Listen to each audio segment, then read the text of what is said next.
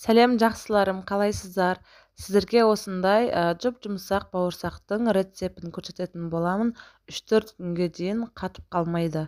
Ол үшін бір кесе сүтке бір кесе су құямыз. Кішкене тұз саламыз, дрожж саламыз, және 3 ас қасықтай сұйық май құямыз, және 3 ас қасық шекерімізді салып, жақсылап шекеріміз ерігенше араластырып аламыз. Бауырсақтың жұмсақ болып шығуы қамырдың илеуіне байланысты. Сол үшін қамыр илеген кезде ұнымызды осылай азыдан салып отыратын боламыз. Сол кезде қамырымыз жұмсақ болып көтерілетін болады. Достар, қазақша каналды қолдап, лайк басып кетіңіздер. Сіздердің әрбір лайктарыңыз мен үшін өте маңызды. Тура осы видеодағыдай ұнымызды азыдан салып отырып илейміз. Қатты қамырдың үстін басып, нығыздап тастауға болмайды. Ол кезде бауырсағымыздың арасы қалың болып тырысып қалады. Сол үшін осылай жұмсақ қылып илейтін боламыз.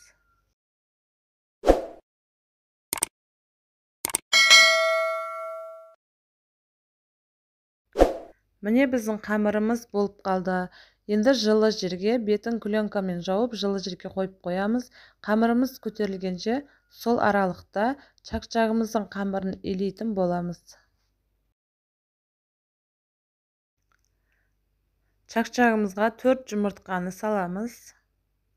Және шай қасықтың ұшымен тұз саламыз және сода саламыз. 4 жұмыртқаға 2 ас қасық шекер саламыз. Жақсылап бірінші араластырып аламыз. Ұнымызды аз-аздан салып отырып, қамырымызды илейтін боламыз.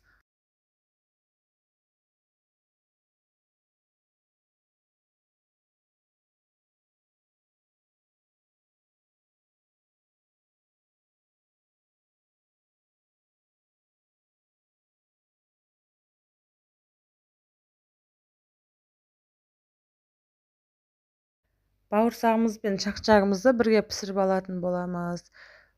Чақчағымыздың қамырын илеп, жаям дегенше бауырсақтың қамыры көтеріліп дайын тұрады. Сосын екеуін бірге пісіріп ала берулеріңізге болады.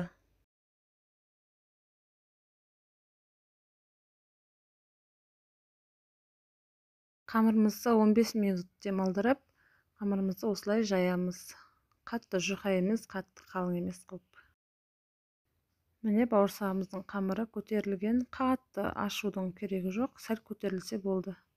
Енді қамырымызды кішілеу зуалаға бөліп, қатты жұқа емес қылып жаямыз. Міне мен жайып кесіп қойдым.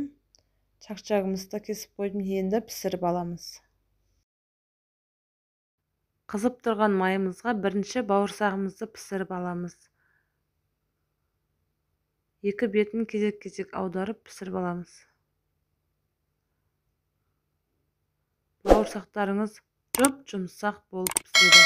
3-4 күнге дейін бауырсағыңыз қатып қалмайды.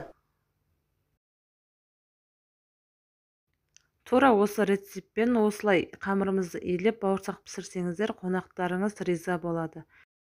Бауырсақты пісіріп болғаннан кейін артынша чақчағымызды бірден пісіріп аламыз.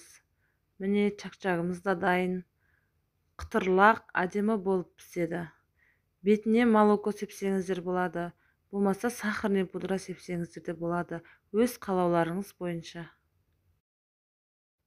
Чақчағымызды майға салып пісіретін кезде аз-аз мөлшерден салып отырыңыздар. Сосын осылай араластырып тұрамыз, тоқтатпай.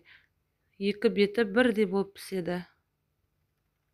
Достар, тегін лайкты аямай басып кетейік. Ұнаса комментарий қалдырайық. Достарыңызбен бөлісіңіздер.